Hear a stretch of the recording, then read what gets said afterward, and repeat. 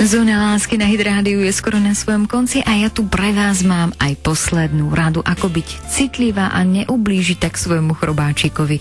Muži si totiž častokrát kladú aj takúto otázku. Som sexy?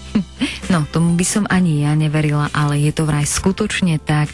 Otázka sexapílu nie je dôležitá iba pre ženy, ale priznajte, kedy ste svojmu partnerovi naposledy povedali, že je veľmi sexy. Potom sa nečudujte, že si dodáva sexy pocit flirtovaním s inými ženami.